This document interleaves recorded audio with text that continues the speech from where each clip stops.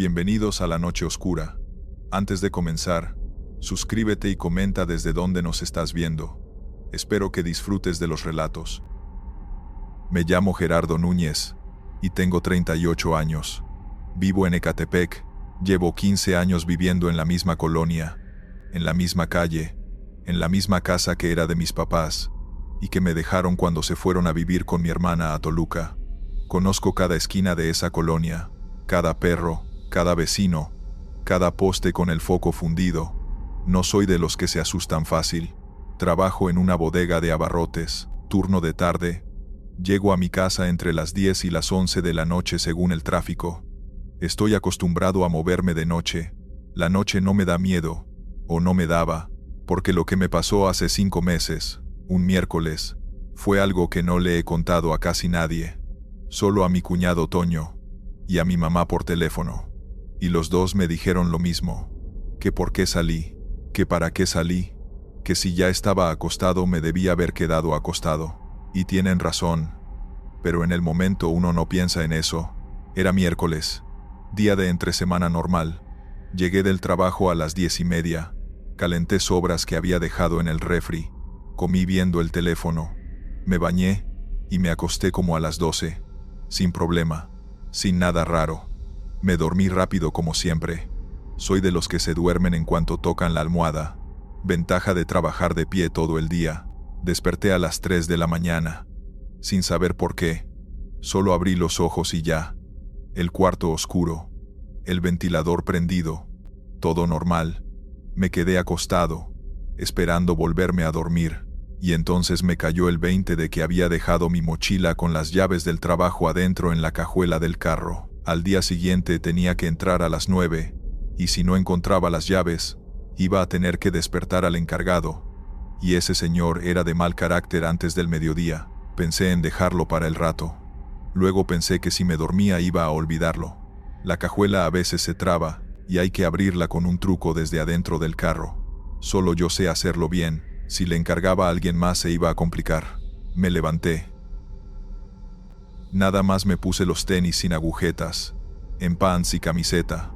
El carro lo dejo estacionado a media cuadra porque frente a mi casa hay una entrada de cochera del vecino y no me deja poner. Cosa de 2 minutos ir y volver. Agarré las llaves de la casa nada más y salí. Afuera estaba todo apagado. Esa hora en mi colonia es silencio total, ni perros. De día hay un par de perros callejeros que andan por la calle, pero de madrugada ni ellos. El alumbrado estaba a medias como siempre. Un foco sí y uno no. Caminé por la banqueta. Fresco pero no frío. Cielo despejado. Normal. Llegué al carro. Abrí con el control. La cajuela se abrió bien, sin necesidad del truco. Saqué la mochila. Revisé que estuvieran las llaves adentro. Sí estaban. Cerré la cajuela. Todo en menos de 1 minuto. Me di la vuelta para regresar. Y vi a la señora. Estaba parada en la esquina, a unos 15 metros de mí. Parada nada más.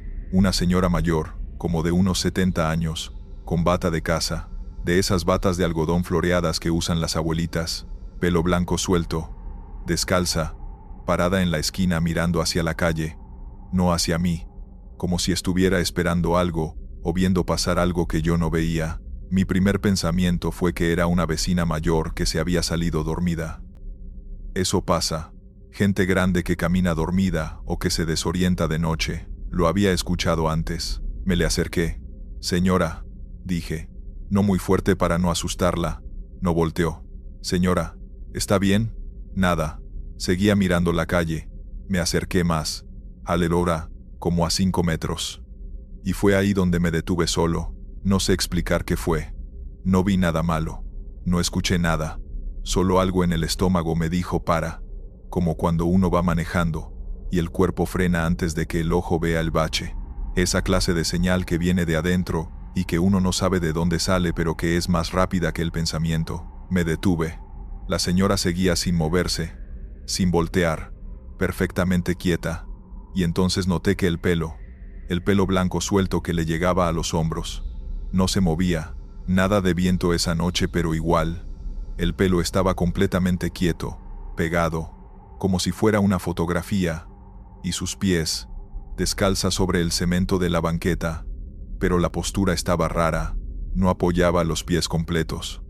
Estaba como de puntitas, muy levemente, como si flotara 1 centímetro sobre el suelo. No me moví. Ella tampoco. 5 segundos. 10. Y entonces volteó. Despacio, muy despacio. Me vio. Y yo la vi. Cara de señora mayor. Eso sí, arrugas, pelo blanco, cara normal de abuelita, pero los ojos no. Los ojos eran completamente negros. No la pupila, no el iris. Todo negro, como 2 agujeros. Me miraron directo, y yo sentí algo que no había sentido nunca. No susto exactamente, algo más profundo, como cuando uno se asoma a un pozo muy hondo y el cuerpo reacciona solo. Las piernas se me aflojaron. No corrí porque creo que las piernas no me respondían bien. Caminé hacia atrás sin voltearme, despacio, sin quitarle los ojos de encima. Ella no se movió, solo me miró, con esa cara normal y esos ojos que no eran normales para nada. Seguí caminando hacia atrás hasta que llegué a la puerta de mi casa. Saqué las llaves, las manos me temblaban, abrí, entré, cerré con llave y con el pasador de arriba que casi nunca uso. Me quedé pegado a la puerta un momento. Luego me asomé por la mirilla. La esquina estaba vacía. La señora no estaba. La calle vacía como si nunca hubiera habido nadie. No volví a salir. Me fui a la cama y me quedé despierto hasta que amaneció, con la cobija hasta el cuello como chamaco. Al día siguiente le pregunté a doña Caro, la vecina de enfrente que lleva 40 años en la colonia y que conoce a todo el mundo. Le describí a la señora, bata floreada, pelo blanco, mayor. ¿Aquí en la esquina? Sí. Doña Caro me miró raro. No hay ninguna señora así en esta cuadra, Gerardo. La señora Refugio que vivía en esa esquina murió hace 3 años, y era igualita a como me la describes. No supe qué decir. ¿Y de qué murió? Doña Caro tardó un segundo. De noche. La encontraron en la mañana en la banqueta frente a su casa. Dicen que salió de madrugada por algo y se cayó, pero lo raro fue que no tenía golpes, nada. Solo estaba ahí, acostada, como dormida, descalza. Me quedé callado. ¿Por qué preguntas? Por nada. Curiosidad. No le dije más. Desde esa noche no salgo después de las 12. Si se me olvidó algo en el carro, se queda en el carro. Si se me olvidó la estufa, confío en que ya la apagué. Si escucho algo afuera, no me asomo, porque entendí algo que mi mamá siempre me dijo, y yo nunca tomé en serio, que de noche, si ya estás adentro, ya estate adentro, que hay cosas que no te pueden entrar si tú no sales primero, que el movimiento te delata, que lo que anda de madrugada por las colonias no busca a los que están dormidos, busca a los que se levantan, a los que salen, a los que se mueven cuando no deben. Y esa noche, en esa esquina, algo me encontró. Y lo único que agradezco es que me quedé a 5 metros, porque no sé qué hubiera pasado si me acerco más, y no quiero saberlo. Continuamos con la segunda historia. Me llamo Roberto Escamilla, pero todos me dicen el Borras desde la prepa, por un profesor que tuve ese apellido, y que según mis amigos yo me parecía. Tengo 42 años, vivo en Monterrey, en la colonia Mitras, y trabajo en una distribuidora de refrescos como supervisor de rutas. Llevo casado 9 años con Paulina, tenemos un hijo de 7, que se llama Mateo, y vivimos en una casa chica pero propia, que compramos hace 4 años con crédito del Infonavit. Vida normal, completamente normal. Yo de joven sí era parrandero, no voy a mentir. En la prepa y en los primeros años de la universidad me gustaba la fiesta, el desmadre, salir con los amigos, pero eso quedó atrás hace mucho. Ahora con el trabajo, el niño y las responsabilidades, salir de noche es algo que pasa 2 o 3 veces al año máximo. Y cuando pasa, es algo planeado, con permiso de Paulina, con todo organizado. No soy de los que se van de volada a la primera invitación, por eso todavía no entiendo bien por qué esa noche fui. Era sábado de febrero de este año. Habíamos tenido un día tranquilo en casa. Paulina y yo llevamos a Mateo al parque en la mañana. Comimos en casa de mis suegros al mediodía, y en la tarde-noche estuvimos los tres viendo una película en la tele, nada especial. De esas tardes que uno agradece porque son simples. A las 10 Mateo ya estaba dormido. Paulina y yo nos quedamos otro rato viendo el teléfono cada quien, y como a las 11 nos fuimos a dormir, sin trasnochada, sin pendientes, sin nada. Me dormí rápido. Sábado tranquilo, terminado. Me despertó el teléfono a la 1:15 de la madrugada. Lo agarré sin ver quién era. Ya medio dormido, pensando que podía ser algo del trabajo, aunque en sábado era raro. Vi la pantalla. Era el Capi. Rodrigo Cisneros, el Capi. Amigo mío de la prepa, de los que me quedaron de esa época. Nos veíamos cada que podíamos, que no era seguido, unas 4 o 5 veces al año. Buena persona, trabajador. Tampoco era ya de los que andaban en la fiesta continua. Por eso me sorprendió que llamara a esa hora. Contesté afuera del cuarto para no despertar a Paulina. ¿Qué pasó, Capi? ¿Todo bien? La voz del Capi sonaba alegre, con ese tono específico de cuando alguien lleva unas cervezas encima, pero no está mal. Borras, ¿qué haces? Durmiendo. ¿Qué crees? Se rió. Levántate. Estamos en una reunión en casa del Güero Salinas, ¿te acuerdas de él? De la prepa. Hay gente, hay música, hay de tomar. Vente. Me quedé callado un segundo. El Güero Salinas. Sí me acordaba. Compañero de prepa. No éramos muy cercanos, pero nos llevábamos bien. No había sabido de él en años. ¿Dónde vive el Güero ahorita? El Capi me dio una colonia. San Jerónimo. No quedaba lejos. Como 15 minutos en carro. Capi, son la 1 de la mañana. ¿Y qué? Si es sábado. No trabajas mañana. Vente una hora. Convives. Y te regresas. Aquí está el Pato también. El Pato era otro amigo de prepa. Tampoco lo había visto en meses. Le dije que lo pensaba. Colgué. Me quedé parado en el pasillo de mi casa en calzones y camiseta, con el teléfono en la mano, pensando si ir o no ir. Una parte de mí decía que no, que ya estaba dormido, que tenía al niño, que a Paulina no le iba a gustar. La parte sensata, pero otra parte, la que uno tiene guardada de cuando era joven, decía que era una hora nada más, que el Capi y el Pato no los había visto en meses, que cuando iba a tener otra oportunidad así, un sábado sin compromisos al día siguiente. Entré al cuarto despacio. Paulina dormida. La desperté suave. Oye, me habló el Capi. Está en una reunión con el Pato y otros cuates de la prepa. Me dice que vaya una hora. Paulina abrió un ojo. ¿Ahorita? Sí. ¿A qué horas? La 1. Cerró el ojo. Andrés, ya estabas dormido. Lo sé, pero es el Capi y el Pato, que no los veo. Haz lo que quieras. Esa frase de Paulina que todos los casados conocen, y que no significa lo que dice. Significa, si vas, ya sabes. Pero también, en este caso significaba que no había un no rotundo. Le di un beso en la frente. 1 hora, y me regreso. No contestó. Ya iba dormida otra vez. Me puse unos jeans, tenis, chamarra, y salí. En el carro mientras manejaba a San Jerónimo hablé otra vez con el Capi para que me pasara la dirección exacta. Me la mandó por WhatsApp. La puse en el GPS. 15 minutos. Colonia San Jerónimo. Una calle que no conocía. Monterrey de noche en sábado tiene movimiento todavía, pero en esa zona era tranquilo. Llegué a la calle. Empecé a buscar el número, y ahí empezó algo que no supe nombrar en el momento, pero que ahora identifico claramente como incomodidad. La calle estaba oscura. No completamente, había luz, pero los números de las casas no se veían bien. Las casas eran normales, de colonia residencial, pero no había ninguna con señales de fiesta, ninguna con música audible, ninguna con carros de más estacionados afuera, ninguna con luz intensa saliendo por las ventanas. Nada. La calle en silencio como si todo el mundo estuviera dormido. Llegué al número que me había mandado el Capi. Una casa normal, mediana, con una camioneta estacionada afuera y otra más adelante. Las luces de la casa encendidas adentro, sí. Se veía luz por las ventanas, pero tenue.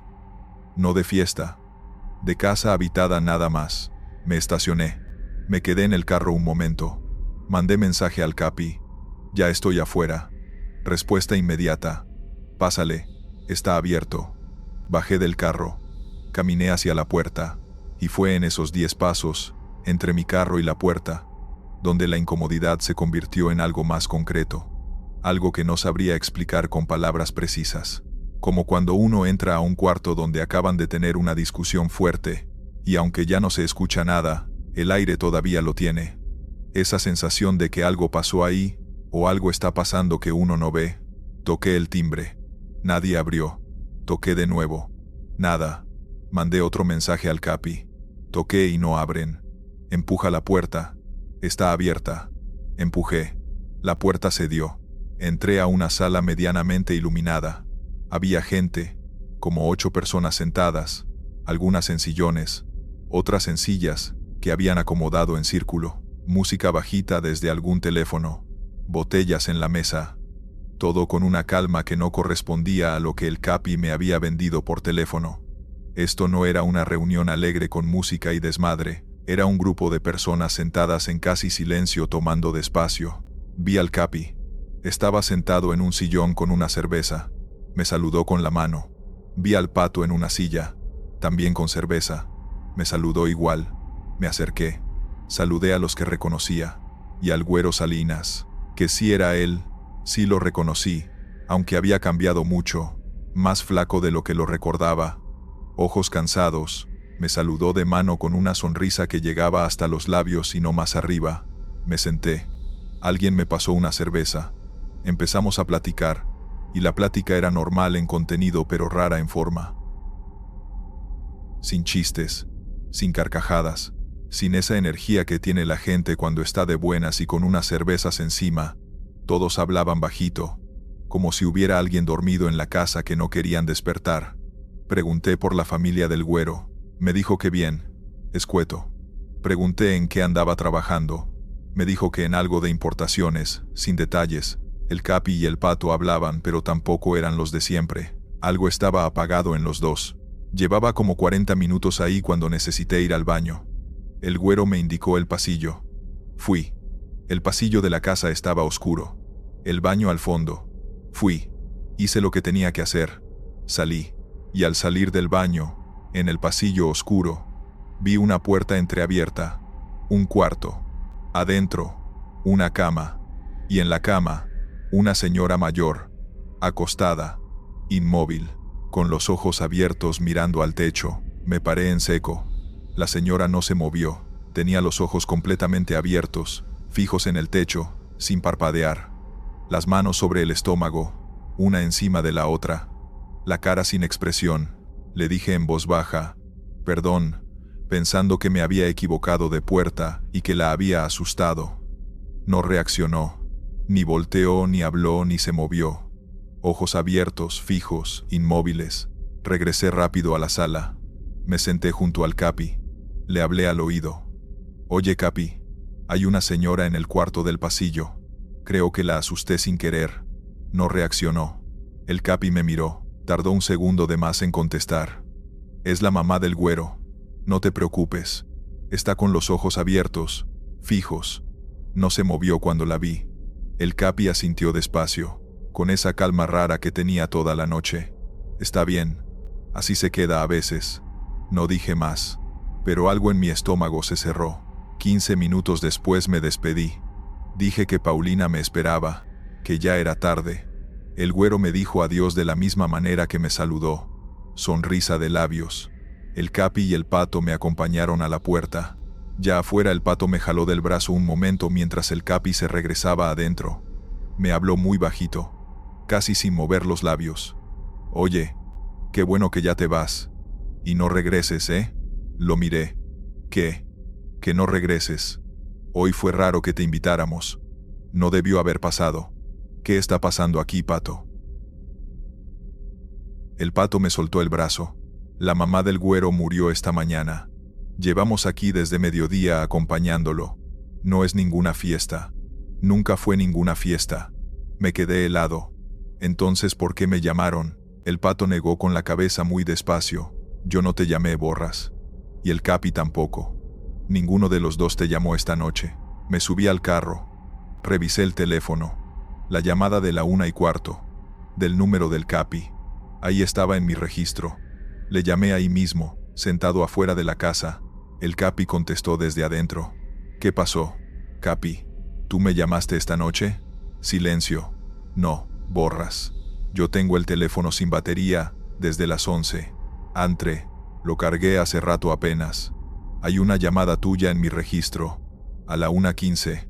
Silencio más largo. No fui yo. Manejé a mi casa sin música, sin radio, en silencio. Paulina dormida cuando llegué. Me acosté. No dormí. Lo que no me explico, lo que sigo sin poder explicar un año después, no es la llamada. Es lo que el pato me dijo antes de que me fuera. Que no debió haber pasado que me invitaran. Como si alguien hubiera cometido un error al marcarme. Como si yo no debería haber estado en esa lista. ¿Lista de quién? ¿Para qué? ¿Por qué esa noche en esa casa, donde había una muerta en el cuarto del pasillo, con los ojos abiertos mirando al techo? No le pregunté más al Capi ni al pato. Nunca hablamos del tema. Los tres nos hacemos los que no pasó nada. Pero desde esa noche, cuando me hablan de madrugada a invitarme a algo, no contesto. No importa quién sea. No importa qué digan. Porque aprendí que hay invitaciones que no vienen de quien crees. Y que hay reuniones a las que uno no debería llegar. Y que si ya estás dormido y algo te despierta para sacarte de tu casa a la 1 de la mañana, lo más probable es que lo que te espera del otro lado no sea ninguna fiesta. Vamos con la tercera historia. Me llamo Ernesto Villanueva y tengo 46 años. Vivo en Torreón, en la colonia Las Granjas, desde hace 12 años. Casa de 2 cuartos, patio chico. La misma reja oxidada que le he estado diciendo a mi esposa que cambio desde hace 3 años y que sigo sin cambiar. Trabajo en una empresa de paquetería como operador de ruta. Entro temprano. Salgo a media tarde. Llego a casa con las piernas cansadas. Y generalmente, no quiero saber nada de nada, después de las 8 de la noche. Mi esposa Lorena trabaja en una estética que puso ella misma hace 6 años aquí en la colonia. Y tenemos una hija de 16 que se llama Jimena, y que vive pegada al teléfono como todos los de su edad. Familia normal, colonia normal. La clase de vida donde los días se parecen entre sí, y eso no es queja, sino descripción. Mi vecino de la derecha se llamaba Don Cuthberto. Tenía como 60 y tantos años. Vivía solo desde que murió su esposa hace como 4 años. Y era de esos vecinos perfectos que casi no existen. Nunca música fuerte. Nunca problemas. Nunca metido en lo que no le importaba. Nos saludábamos diario por encima de la barda. A veces me regalaba chile de su planta que tenía en el patio. A veces yo le pasaba algo de lo que hacía Lorena de comer cuando hacía de más. Esa clase de vecindad. Sin mayor intimidad pero con respeto genuino. 12 años de buenos días y buenas tardes sin un solo problema. Digo se llamaba porque don Cuthberto desapareció. Y lo que voy a contar tiene que ver con la noche antes de que desapareciera. Y con el hecho de que yo fui la última persona que lo vio. O casi la última. Dependiendo de cómo se cuente. Era jueves. Jueves de mediados de octubre del año pasado. Día normal de trabajo. Llegué a la casa a las 4:30. Comí. Vi un rato la tele. Me bañé. Lorena cerró la estética a las 7 y llegó a las 8. Cenamos los tres. Platicamos de cosas sin importancia. Y como a las 10 todos nos fuimos a dormir. Ximena a su cuarto con su teléfono. Lorena y yo en el nuestro. Me dormí sin problema. Soy de los que se duermen rápido cuando están cansados. Y ese día sí estaba cansado. Ruta larga, mucho tráfico. El cuerpo pedía cama. El tosido me despertó a las 11:40. Fui al baño primero pensando que era el golpeteo del boiler que a veces hace ruido cuando la presión del agua cambia de noche. Pero no era el boiler, era la puerta. Alguien tocando la puerta de la calle. No el timbre. Tocando con los nudillos. 3 golpes. Pausa. 3 golpes. Lorena se movió a mi lado. ¿Qué es eso? La puerta. Ya voy. Me levanté. Fui a la sala. Por la ventana de la sala que da a la calle, no se veía bien quién era, porque el foco del poste de enfrente estaba fundido desde hace semanas. Solo se veía una silueta parada frente a mi reja. Me asomé mejor. La reconocí por la forma y por la ropa. Era don Cuthberto, con su chamarra de cuadros cafés que siempre usaba de noche cuando salía a la tienda. Me relajé. Le abrí. Don Cuthberto, ¿qué pasó? ¿Está bien? El hombre se veía inquieto. No asustado, pero sí inquieto. Como el que tiene un pendiente que no puede resolver solo. Oye Ernesto, perdona la hora, es que llevo un rato escuchando un ruido en mi patio y no me convence, como que alguien anda por ahí. Ya fui a ver yo solo, pero está oscuro, y preferiría que me acompañaras. Lo miré. Don Cuthberto no era hombre que pedía cosas sin necesidad. 12 años de vecinos, y nunca me había pedido nada así. ¿Qué clase de ruido? Como pasos. Y como que movieron algo en la bodeguita del fondo. Ya puede ser un animal, ya sé. Pero no me quedo tranquilo solo. Ahí dudé. Y lo que voy a decir me ha pesado desde entonces, aunque entiendo que lo que decidí era lo lógico. Eran casi las 12 de la noche. Torreón no es ciudad donde uno ande de curioso en los patios de noche sin saber qué hay. Si alguien estaba en el patio de don Cuthberto a esa hora, no era precisamente alguien que fuera a dar las gracias por la visita. Don Cuthberto, si escuchó ruido, lo más seguro es llamar a la policía. En serio. Que vayan ellos. El hombre negó con la cabeza. Ya sabe cómo son. Para cuando lleguen ya pasó lo que pasó. Solo quiero que me acompañes a ver. Entre dos es diferente. Don Cuthberto, yo. Miré hacia adentro de mi casa. Lorena, asomada desde el pasillo escuchando, me miró y negó con la cabeza una vez. Sin decir nada. Solo eso. Una vez. Mire, don Cuthberto. Déjeme ponerme algo, y le llamo a la policía de una vez mientras esperamos. Pero métase a su casa, y no salga al patio solo. El hombre me miró unos segundos. Algo en su cara que no supe leer bien en el momento. No era enojo. Era algo más difícil. Como resignación. Está bien. Gracias de todas formas. Se dio vuelta. Se fue a su casa. Lorena llegó a mi lado. Bien que no fuiste. A lo mejor era un animal nomás. O a lo mejor no. Y no te conviene averiguarlo de noche. Llamé al número de la policía municipal. Reporté el ruido, la dirección de don Cuthberto, todo. Me dijeron que mandaban una unidad. Me quedé sentado en la sala esperando ver si llegaban. A los 20 minutos vi pasar una patrulla despacio por la calle. Se detuvieron frente a la casa de don Cuthberto. Vi que tocaron. Esperaron. No salió nadie. Tocaron más fuerte. Nada. Uno de los policías se asomó por la reja. Luego se fueron. Pensé que don Cuthberto se había metido a dormir ya tranquilo, y que los policías habían concluido que todo estaba bien. Me fui a acostar. Me costó más dormirme, pero al final pude. Al día siguiente, viernes, me levanté a las 6, como siempre. Antes de subir al carro, me asomé hacia la casa de don Cuthberto por costumbre. Él normalmente ya estaba en su patio a esa hora regando sus plantas. No estaba. La puerta de su casa estaba entreabierta. Eso sí me llamó la atención porque don Cuthberto era de los que cerraban todo. Fui a tocar. ¿Don Cuthberto? Nada. Empujé la puerta. La sala normal. La cocina normal. Su chamarra de cuadros cafés colgada en la silla de siempre. Su teléfono encima de la mesa. La cama sin tender, pero como si hubiera dormido ahí. Todo en su lugar. Todo excepto él. Llamé a Lorena. Llamamos a la policía. Vinieron. Revisaron la casa. Revisaron el patio. En la bodeguita del fondo encontraron la puerta forzada desde afuera. Y en el piso de tierra del patio encontraron marcas. Huellas. Varias. De más de 2 personas. Y un teléfono prepago barato tirado junto a la barda del fondo, que no era de don Cuthberto. Levantaron el reporte. Hablaron con los vecinos. Nadie había visto nada. Nadie había escuchado nada después de medianoche. Don Cuthberto no apareció ese día, no apareció esa semana. Hasta donde yo sé, hasta hoy, no ha aparecido.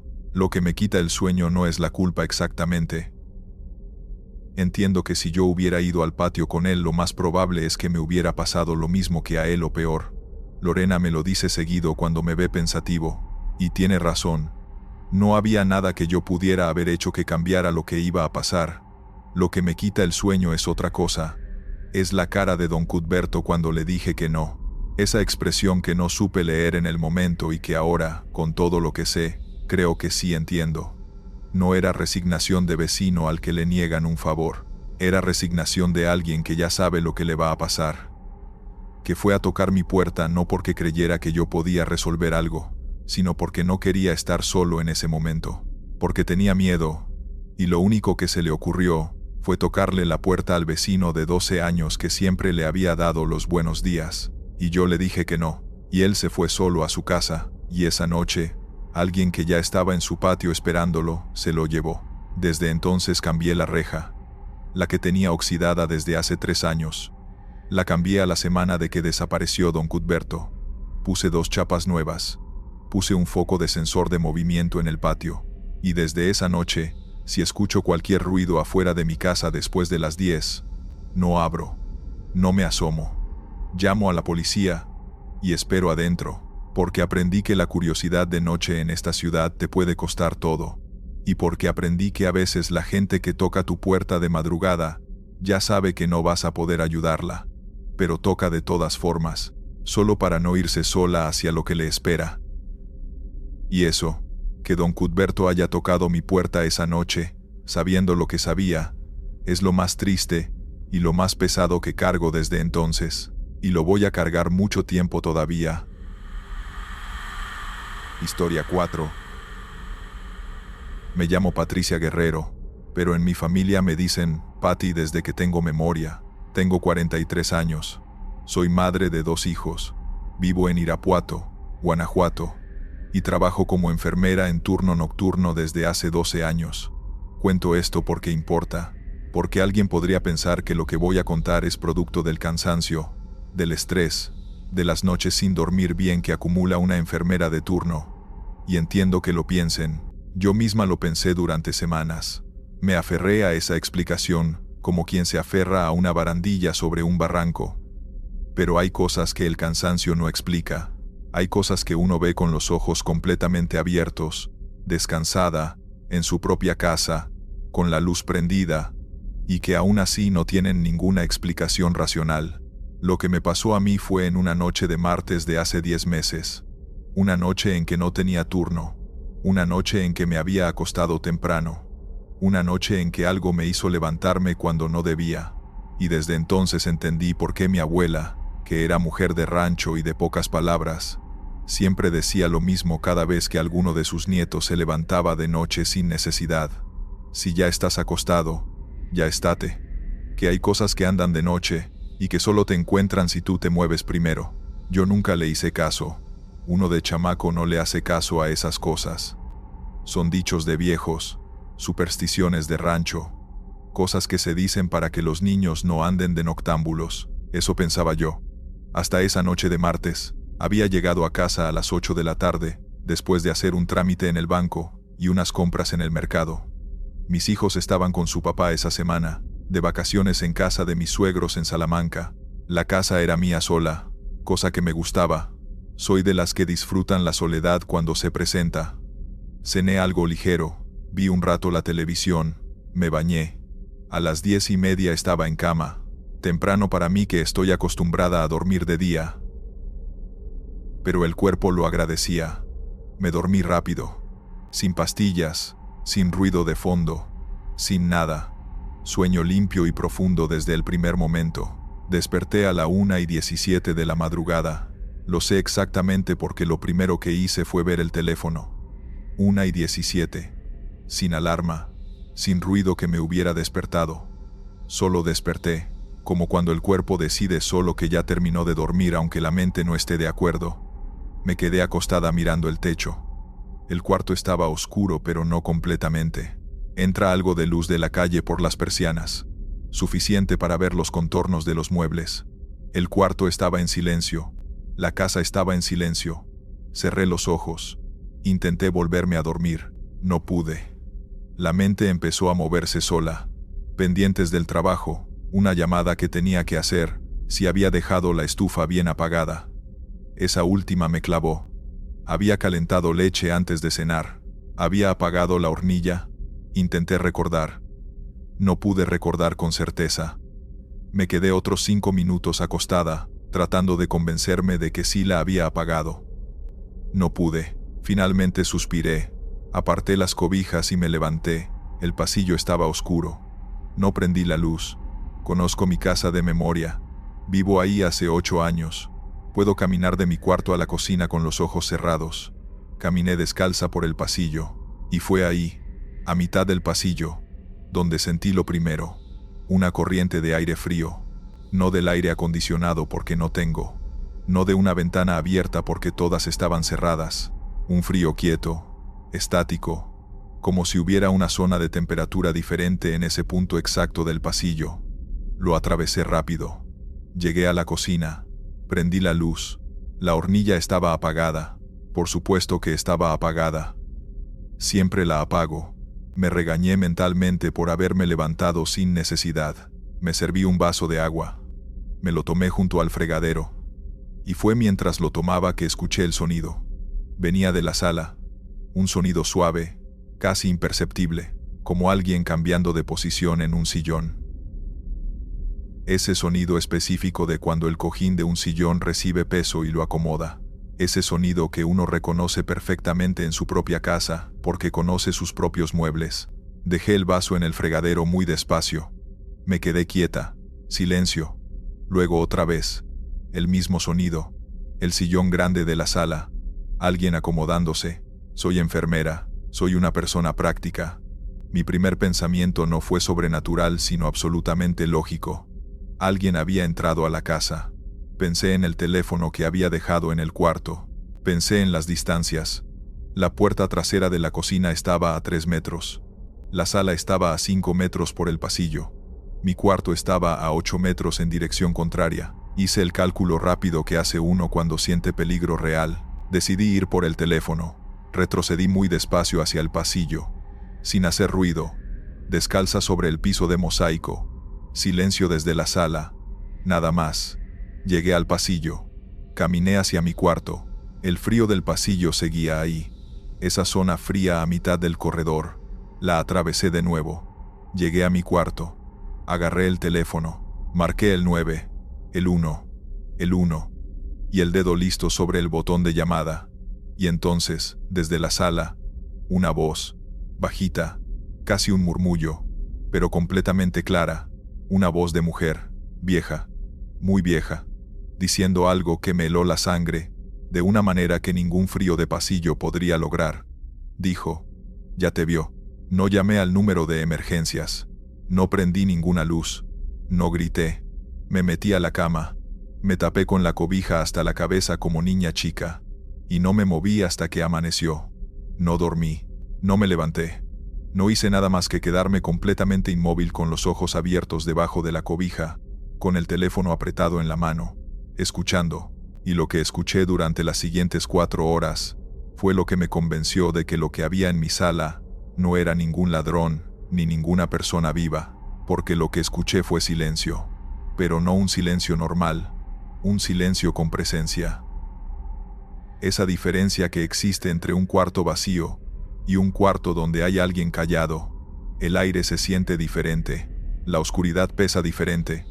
Cada 10 o 15 minutos escuchaba el sonido del sillón, el mismo crujido de cojín con peso, como si algo estuviera sentado ahí, esperando, acomodándose de vez en cuando, y una sola vez más, como a las 3 de la mañana, la voz, el mismo murmullo viejo, diciendo esta vez solo 2 palabras: «Aquí estoy», sin amenaza en el tono, sin enojo, con una calma que era peor que cualquier grito.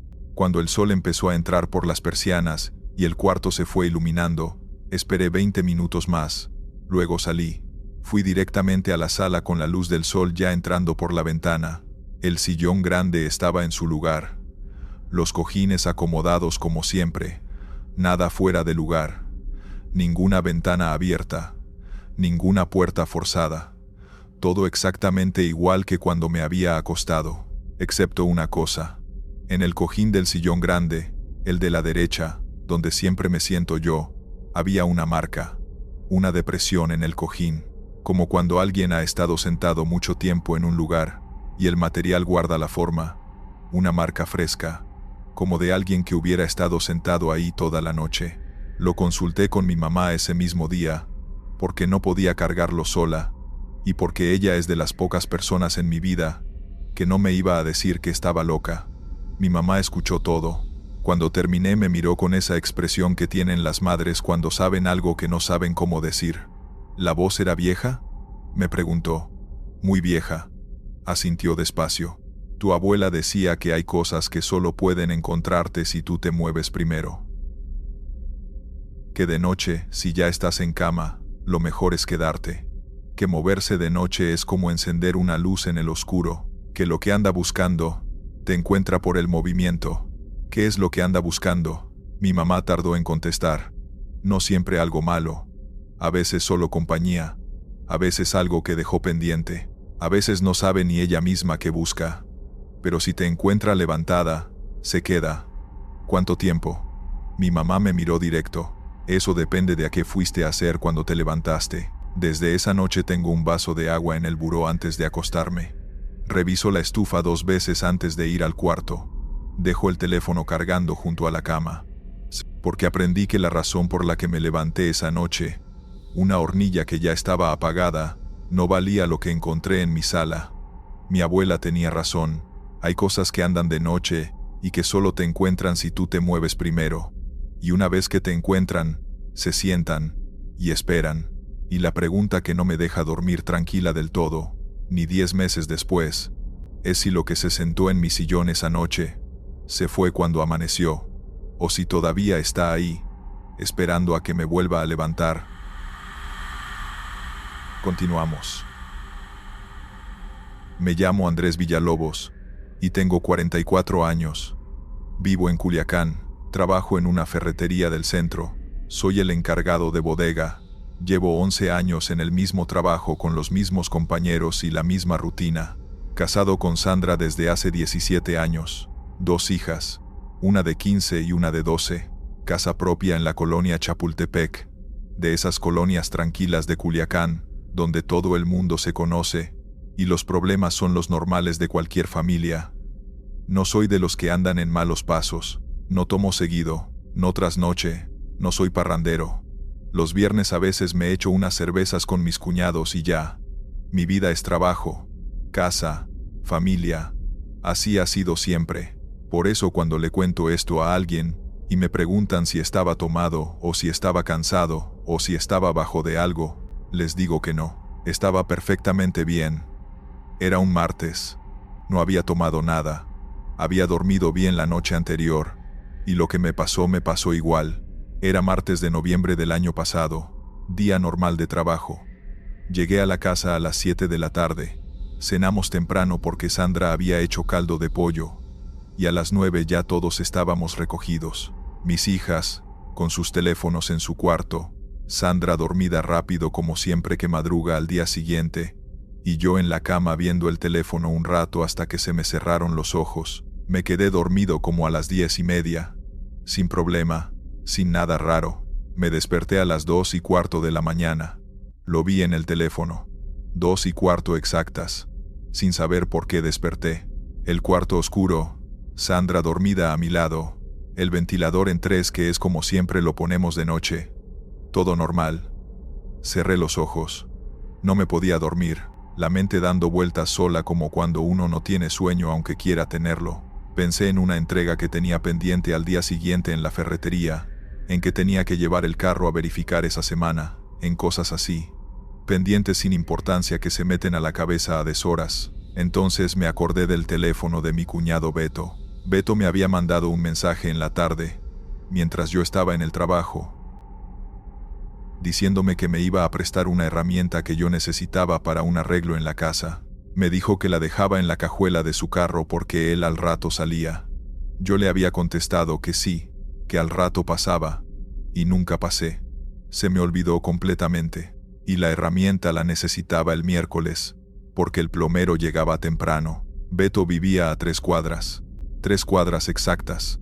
Su carro siempre lo dejaba estacionado frente a su casa con la cajuela sin seguro porque decía que en su calle no había problema. Cosa de 5 minutos ir, agarrar la herramienta y volver. Me quedé pensando. Eran las 2:15 de la mañana. Sandra dormida, mis hijas dormidas, Colonia tranquila. 3 cuadras. 5 minutos. Me dije que era una tontería quedarme sin la herramienta por no ir ahorita que estaba despierto de todas formas. Me levanté. Me puse los tenis. Una sudadera encima de la camiseta con la que dormía. Agarré nada más las llaves de la casa. Salí despacio para no despertar a nadie. Afuera estaba fresco. Esa temperatura de noviembre en Culiacán de noche, que se agradece después del calor del día. La calle sola como debe estar a esa hora, los postes de luz encendidos, 1 de cada 3 apagado como siempre en esa colonia que nadie repara nada. Caminé por la banqueta, mis tenis haciendo el único ruido en la calle, todo quieto. A 1 cuadra de la casa de Beto, me sonó el teléfono. Lo saqué. Era un número que no tenía guardado. Culiacán, sí, por el código, pero no lo conocía. Dudé. A las 2 de la mañana, un número desconocido normalmente no es nada bueno por acá, pero lo contesté. No sé por qué lo contesté. Una voz de hombre, joven, tranquilo, como si estuviera llamando a mediodía. ¿Andrés? Sí. ¿Quién habla? No importa quién habla. Importa que te regreses a tu casa ahorita. Se me paró el paso. ¿Qué? ¿Quién eres? Regresa a tu casa, Andrés. Ahorita. No sigas caminando. ¿Cómo sabes mi nombre? ¿Quién te dio este número? La voz no cambió de tono, sin nervios, sin apuro. Regresa. No llegues a esa esquina. Miré hacia adelante. La esquina de la calle de Beto estaba como a 40 metros, alumbrada por un poste. Se veía vacía. ¿Qué tiene esa esquina? Silencio. 3 segundos. Luego, cosas que no te conviene ver. Date vuelta. Colgó. Me quedé parado en la banqueta con el teléfono en la mano, el corazón un poco acelerado. Pensé lo que piensa cualquier persona normal. Número equivocado. Alguien que llamó al número que no era, una broma. Alguien que me quería asustar. Pero la voz sabía mi nombre. Eso no era número equivocado. Miré la esquina. 40 metros. Se veía completamente vacía. Sola. Normal. Ningún movimiento. Ningún carro raro. Ninguna persona. Solo la esquina iluminada y el silencio. Volteé a marcarle al número. Apagado. Directo al buzón. Marqué 2 veces. Lo mismo. Me quedé parado ahí como 1 minuto completo, mirando la esquina, pensando. Y entonces decidí hacerle caso. No sé si fue el tono de la voz, que era demasiado tranquilo para hacer una broma. No sé si fue que sabía mi nombre. No sé si fue algo que sentí en ese momento que no sé explicar. Pero me di vuelta. Caminé de regreso a mi casa. Rápido. Sin correr, pero rápido. Entré. Eché llave. Me fui directo a la cama. No dormí bien el resto de la noche. Al día siguiente en la mañana, antes de ir al trabajo, le hablé a Beto para decirle que iba por la herramienta. Beto contestó raro. Oye, ¿tú saliste anoche? Sí, salí, pero me regresé. ¿Por? Silencio breve. Andrés, anoche hubo un levantón en mi esquina, como a las 2:30. Se llevaron a un cuate que vive 2 casas adelante de mí, camionetas, gente armada, todo el show. Mis vecinos de enfrente lo vieron todo desde la ventana. La señora todavía estaba temblando en la mañana cuando la vi. No dije nada por unos segundos. Calculé. Yo había llegado a media cuadra de esa esquina como a las 2:20. El levantón fue a las 2:30. Si no me hubiera regresado, si hubiera llegado a esa esquina, habría estado ahí exactamente cuando llegaron las camionetas. Testigo. O peor, ¿estás bien tú? Le pregunté. Sí, yo no salí. Escuché los carros y me quedé adentro. Fui por la herramienta, la usé. El plomero llegó. Se arregló lo que se tenía que arreglar. Todo normal, pero en la cabeza no se me quitaba la pregunta. ¿Quién me llamó? ¿Cómo sabía mi nombre? ¿Cómo sabía que iba caminando hacia esa esquina? ¿Cómo sabía lo que iba a pasar ahí 10 minutos después? Busqué el número otra vez en la tarde. Marqué. Número inexistente. Así me dijo el operador. Número inexistente. No fuera de servicio. No apagado. Inexistente. Como si nunca hubiera existido ese número. Le conté a Sandra esa noche.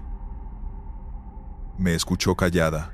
Al final me dijo una sola cosa. Tu papá murió en noviembre, ¿verdad? Me quedé frío. Mi papá murió hace 6 años. En noviembre. Sí, y tú siempre dices que tu papá era el que te cuidaba. No respondí.